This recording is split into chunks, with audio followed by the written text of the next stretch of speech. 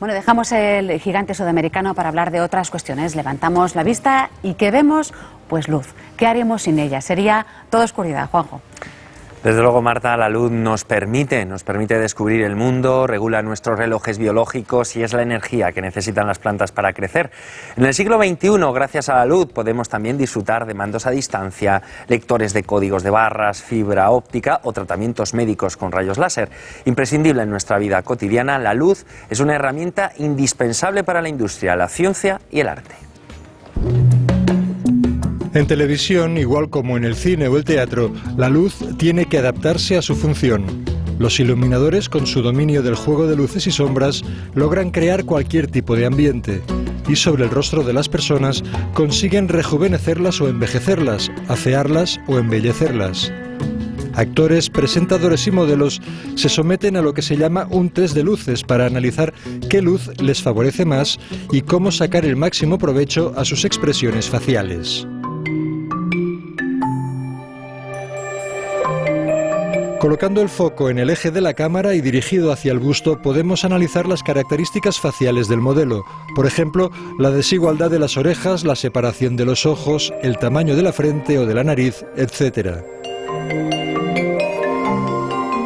Moviendo el foco hasta un ángulo horizontal de 45 grados, podremos ver el tipo de nariz o de barbilla del modelo, averiguar qué lado de la cara tiene más ancho, el tamaño de sus pestañas o cómo es su mentón.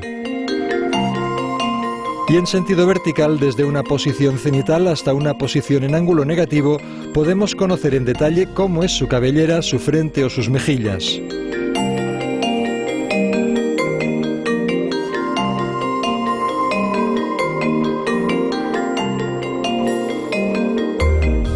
Con maestría, los iluminadores consiguen que la luz tenga significado.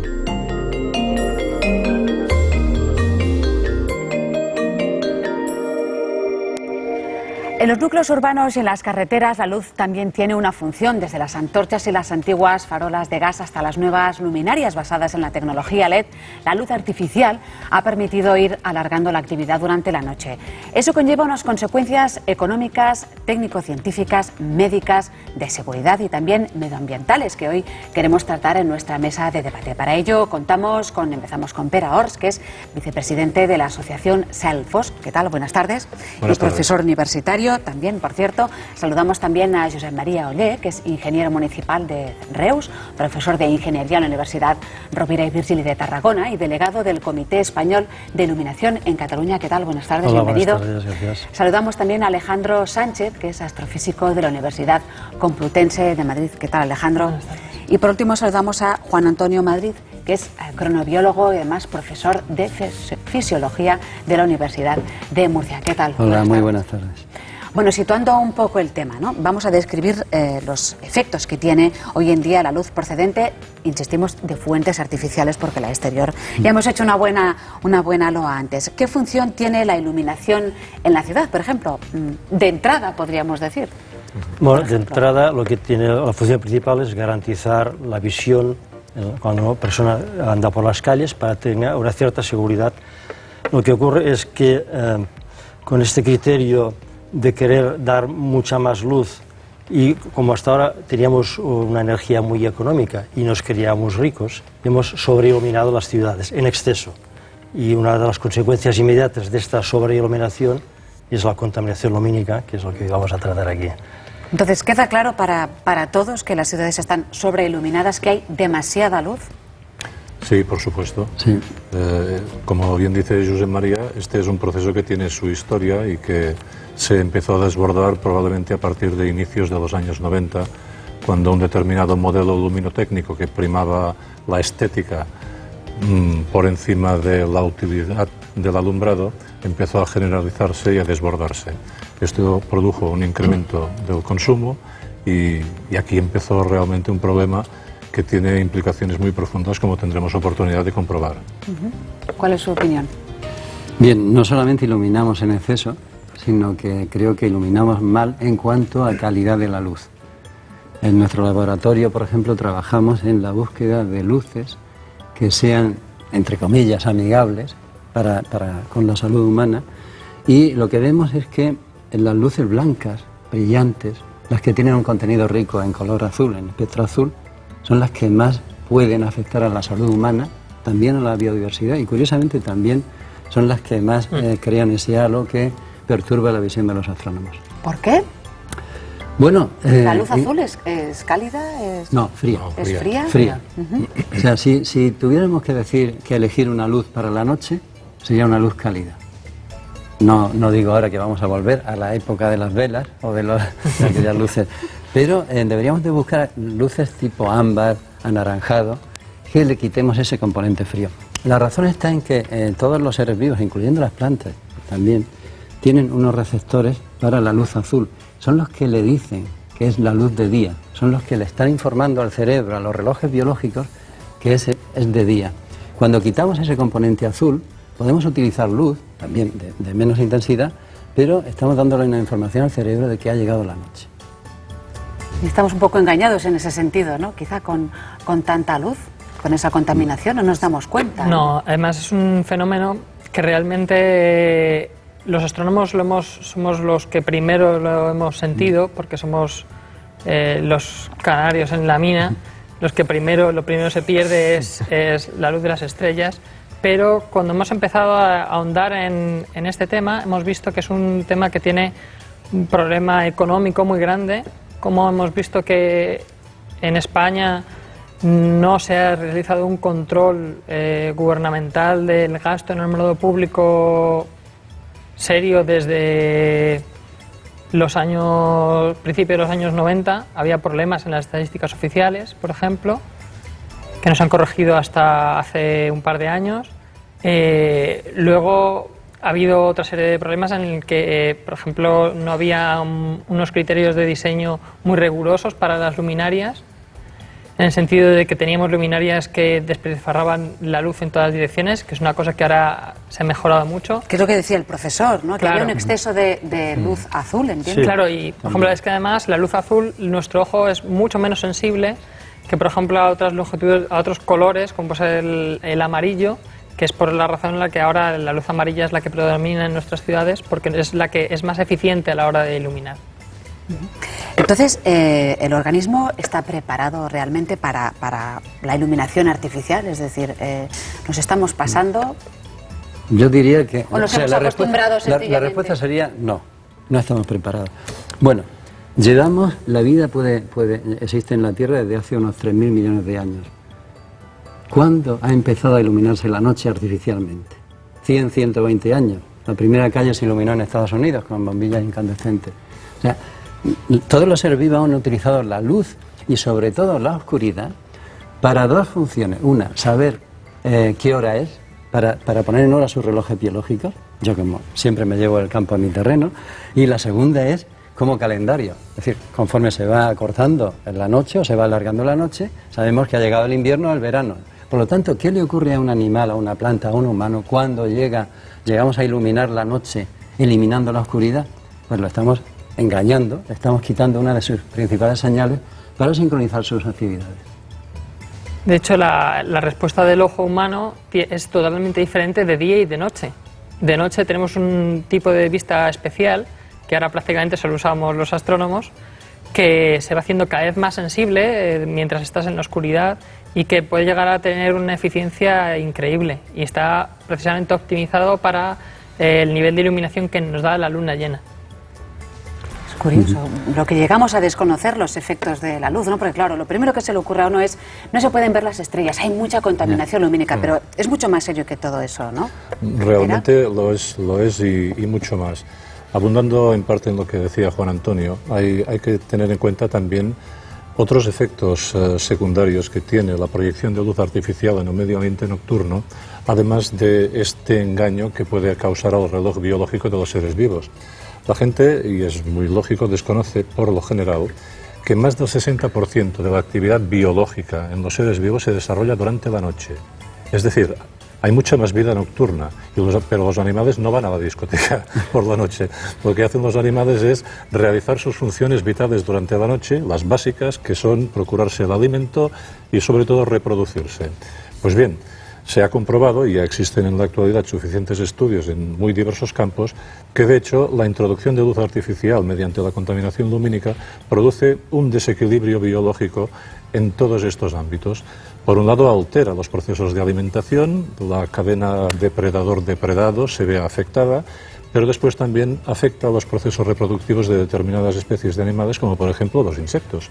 Se comprueba que según el tipo de luz que tú proyectas en el medio ambiente, las especies nocturnas o bien se sienten atraídas por ella o bien se sienten repelidas. Y se da la circunstancia de que los insectos, que son los principales damnificados, que están en la base de la cadena trófica, pues en algunos casos lo que sucede es que la luz atrae al macho pero repele a la hembra, con lo cual uno se va por un lado y el otro por el otro. Apaga y vámonos. No hay reproducción. Están despistadísimos, ¿no? Es decir, hay un empobrecimiento general de la biodiversidad, y si tenemos en cuenta que los insectos pueden ser muy molestos para los humanos, pero no para el resto de los seres vivos, estamos alterando lo que es la base de toda la cadena alimentaria, y esto acaba afectando incluso a las plantas. Caray. Todos. Pero cuando dice luz, ¿a qué luz se refiere? ¿A la luz que les llega de ciudad? ¿A la luz de, Claro, no sé, de los automóviles? claro. ¿A qué luz? Pues a la luz artificial que se proyecta fuera del espacio, que se debe de iluminar, que propiamente es una definición popular de lo que hay que entender por contaminación lumínica. Lo que sucede es que la luz, que se compone de unas partículas llamadas fotones, se dispersa a través de la atmósfera con mayor o menor eficacia según que sea el estado de la atmósfera. Y esta dispersión de la luz, sobre todo en ángulos bajos en relación al horizonte, llega a alcanzar centenares de kilómetros, con lo cual tú tienes un núcleo urbano que contamina lumínicamente, pero el efecto de la contaminación no se para 100 metros más allá del espacio iluminado. No, tú puedes observar el halo luminoso a centenares de kilómetros de una gran ciudad. Esto, bueno, lo sabe bien Alejandro, lo sabe bien Juan Antonio. Hablaba de que en su infancia iba a contemplar las estrellas en un lugar precioso, y últimamente va y lo que ve es una cúpula de luz por aquí, otra por allá, y aquello ha ocasionado la desaparición de la Vía Láctea. Como resplandores, ¿no? Claro, sí, son como globos de luz. Por ejemplo, el halo de luz de Madrid o Barcelona se puede ver desde 250 kilómetros de distancia, se puede medir. Y además, esa luz que emitimos a lo que es la atmósfera inmediatamente superior a las ciudades afecta a la contaminación del aire, que es un resultado que tenemos hace relativamente poco y todavía está en investigación y hay que comprobarlo, pero se piensa que un 3% de la contaminación del smog que vemos durante la mañana es contaminación que no ha sido destruida durante la noche, y que, por ejemplo, en una ciudad como Madrid supondría al 3% de la contaminación. O sea, sería como sacar 50.000 coches de la ciudad. Entonces, usando iluminación azul, ya que interacciona mucho más con las partículas, puede ser mucho más peligroso. Sí, porque la luz azul se dispersa más que la luz amarillenta, con lo cual es más agresiva, generando este fenómeno, ¿no? Lo que decíamos, que llega más lejos, ¿no? Sí. Hay otro factor que es, bueno, pues el efecto psicológico, ¿no? La sensación de inseguridad, que lo estamos haciendo mal, está claro, pero eso también pesa mucho, ¿no? Lo que decíamos, que es casi una cuestión cultural. Sí, pero la sensación de seguridad no la da que haya mucha luz o poca, sino la uniformidad de la luz. Nosotros podemos iluminar una calle con un nivel muy bajo de iluminación, 3 lux, o podemos iluminar con 300 lux, como yo he medido en Valencia, en algunas zonas. Sin embargo, en el momento que haya una sombra, porque hay un árbol que tapa la luz, aquí en los sitios oscuros nos va a dar miedo. Lo importante, pienso yo, que es conseguir una buena uniformidad, una luz que no tenga componentes azulados, y en este caso podríamos hablar mucho de la iluminación a base de LEDs, la actual que están intentando implantarnos, porque tienen efectos perjudiciales, como ha dicho Juan Antonio, por este componente azulado. ¿Los LEDs también Los LEDs actualmente... ¿Son demasiado azules? Los LEDs que se están instalando en estos momentos se basan en el LED azul con corrección del color por el fósforo, como los fluorescentes que tenemos en casa. Por tanto, hay una componente muy azulada que es muy dañina. Y nos quieren hacer creer que son muy ecológicos y que son muy económicos, y cuando que evitan realmente la contaminación lumínica. no contaminan más por estos aspectos, son más caros y no son más eficientes que las lámparas tradicionales que conocemos en la calle. Lo que hay que hacer es adecuar las nuevas instalaciones de alumbrado o las que ya tenemos a menos potencia, bajar las luces y juntarlas más. Ya que ahora no tenemos dinero para pagar la electricidad en los municipios, no tenemos ni siquiera dinero para cambiar las lámparas. En estos momentos la única opción es apagar lámparas en muchos sitios. Y en el momento en que se pueda, hay que hacer un cambio de mentalidad y convertir el alumbrado público a una escala humana. Porque el alumbrado público solo tiene que iluminar lo que es público, que es el suelo de las calles, no las fachadas de las viviendas. El día que consigamos esto, a base de bajar, juntar y reducir potencia, habremos descontaminado la ciudad. ¿Ganaremos en calidad de vida entonces? Sí, porque Sí, sí. no nos afectará la salud, de salud que ahora entra a las ventanas y que inconscientemente está perjudicando a muchas personas, que les produce alteraciones del sueño, irritabilidad y otras afectaciones de la salud. Eso lo habremos eliminado. Seguiremos teniendo la misma sensación de seguridad, o más, porque al tener la luz más cerca del suelo y más junta, tenemos mejor uniformidad. Evitaremos las sombras de los árboles. O sea, Hay un tema que, por lo que se refiere a la iluminación, que es como muy obvio, que es la iluminación de las carreteras, la iluminación de las vías de circulación. ¿Qué ocurre? Ahí no puedes apagar, o se podría hacer de otra forma. Bueno, es un tema polémico. Polémico. Por ejemplo, ahora ahí tenemos, es un momento muy especial, porque tenemos, por el tema de la crisis y el tema de robos de cobre en las autopistas, zonas que están, autopistas que antes estaban iluminadas permanentemente, ahora están apagadas. El caso es que en París han observado que, según ellos, hay un descenso de accidentes precisamente en estas autopistas, en vez de lo que esperábamos o lo que algunas asociaciones dicen, y es que se espera un incremento de los accidentes. En este momento el principal problema es la falta de estudios serios y rigurosos que estudien realmente cómo es la seguridad vial y la iluminación. En las ciudades sí que está muy claro. En la ciudad está muy claro porque previene de atropellos, pero en las carreteras no, porque al tener mucha luz, sobre todo en las autopistas, los coches van más rápido. Entonces, eso también da entonces, el efecto Coches no... que ya tienen luz. Coches que ya tienen luz. Ya tienen luz. Entonces, Y hay veces es que un tema hay que un- no está claro. Nunca ha estado claro este tema, digámoslo con precisión. Hace ya bastantes años, un miembro de nuestra asociación, Selfosk, recibió el encargo de investigar cuáles eran los fundamentos en los que se basaba el argumento defendido universalmente por técnicos, comerciales, fabricantes de luminarias, de bombillas y demás, que justificase la necesidad de iluminar carreteras.